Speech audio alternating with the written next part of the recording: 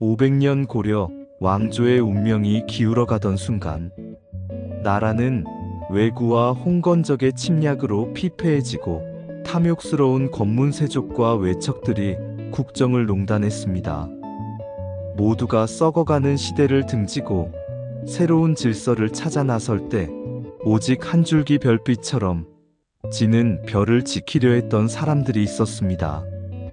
그들은 누구보다 깊이 고려를 사랑했고 자신들이 배운 유교적 신념에 따라 오직 충을 외쳤습니다.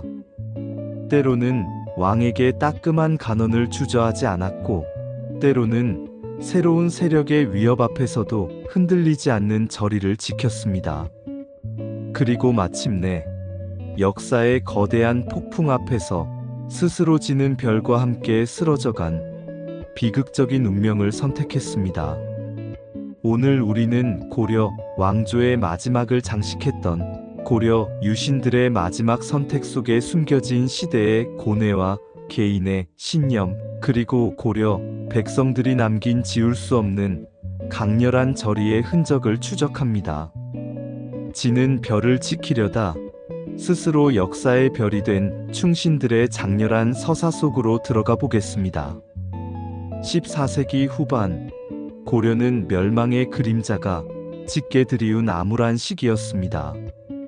원명 교체기의 혼란 속에서 외부적으로는 왜구의 끊임없는 침략과 홍건적의 난으로 백성들의 삶은 피폐해질 대로 피폐해졌습니다. 내부적으로는 권문세족과 외척들의 부패가 극에 달하여 나라는 썩어가고 있었습니다. 공민왕의 개혁이 좌절된 후 고려의 앞날은 바람 앞의 등불처럼 위태로웠습니다. 이러한 난세 속에서 고려를 개혁하고 민생을 안정시키려 했던 새로운 세력이 등장했습니다.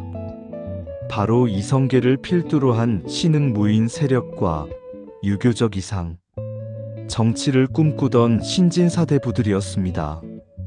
신진사대부는 과거 시험을 통해 관직에 진출한 젊고 유능한 지식인들로 그들은 낡은 권문세족의 폐단과 부패를 비판하며 개혁을 외쳤습니다.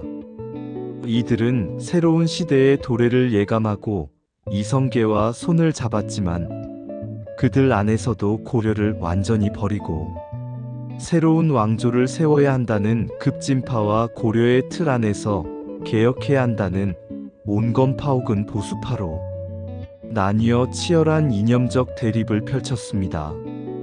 고려 유신들의 정신적 지주 목은 이색, 신진사대부들 사이에서 고려의 유교적 전통을 지키려 했던 온건파의 정신적 지주는 바로 목은 이색이었습니다. 그는 정몽주, 정도전 등 수많은 후학을 길러낸 당대 최고의 학자이자 교육자였습니다. 이색은 고려의 병든 현실을 누구보다도 뼈저리게 인식하고 개혁의 필요성을 절감했지만 역성혁명, 왕조 교체를 통해 새로운 왕조를 세우는 것에는 결코 동의하지 않았습니다. 그는 충신으로서 고려의 마지막을 지키려 했고 그 고뇌는 제자들이 서로 칼을 겨누는 비극적인 현실로 이어졌습니다. 이색은 이성계의 조선 건국 이후에도 끝까지 새 왕조에 불복하고 낙향하여 고려에 대한 충절을 지켰습니다. 절의의 상징, 포은 정몽주, 이색의 제자 중 가장 유명한 인물이자 고려 말 절의의 상징으로 추앙받는 인물은 바로 포은 정몽주입니다.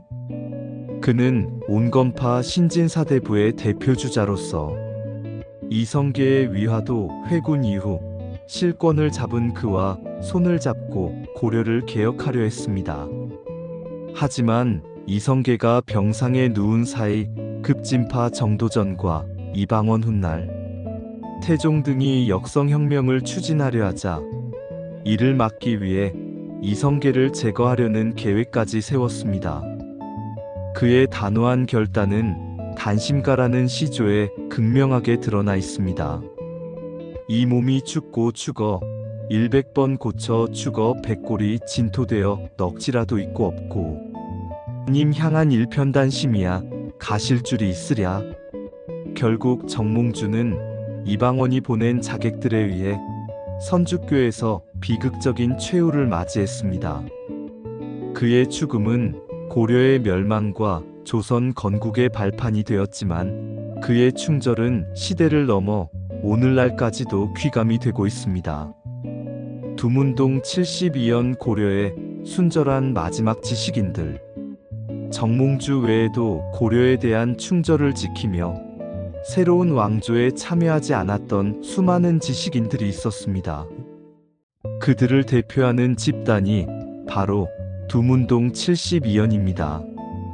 두문동은 개경 근처에 있던 마을로 72명의 고려 유신들이 이성계의 조선 건국을 반대하고 이곳에 들어가 세상과 단절한 채 은거하며 죽음으로 고려에 대한 절의를 지켰습니다. 야은 길제와 같은 인물들은 후대의 영남학파의 시조로 추앙받으며 고려 유신들의 청렴하고 굳건한 정신을 계승했습니다. 이들은 조선 태조 이성계가 여러 차례 출사를 종용했지만 모두 거절하며 불사이군 두 임금을 섬기지 않음의 원칙을 지켰습니다. 그들은 학문에 몰두하며 고려에 대한 충절을 시와 학문으로 표현했고 삿된 정치에 참여하지 않음으로써 자신의 지조를 지켰습니다. 낡고 쇠락한 고려였지만 그들에게는 500년 역사와 정통성을 가진 임금과 백성이었습니다. 새로운 시대의 이성계 세력 그들 역시 고려의 신하였다. 반면 이성계 세력과 합류하여 조선 건국에 적극 참여했던 급진파 신진사대부들, 예를 들어 삼봉정도전과 같은 인물들도 처음부터 새로운 왕조를 꿈꾼 것은 아니었습니다. 그들 역시 이 세계 문화에서 함께 공부했던 고려의 신하였습니다. 정도전은 고려 말 권문세족의 폐단을 해결하고 국가를 개혁하기 위해서는 기존의 틀을 완전히 깨부수는 역성혁명만이 답이라고 확신했습니다. 그는 스승 이색이나 동료 정몽주와 달리 고려라는 껍데기에 연연하지 않고 민생과 정의라는 더 큰 대의를 쫓았습니다. 이렇게 고려 말의 지식인들은 왕조에 대한 충절과 민생을 위한 새로운 개혁이라는 두 가지 거대한 가치 사이에서 치열하게 고뇌했습니다. 한쪽은 낡은 왕조라도 끝까지 지키는 것이 유교적 대의라고 생각했고, 다른 한쪽은 민생 구제와 부국 강병을 위해서는 새로운 왕조를 여는 것이 진정한 충성이라고 믿었습니다.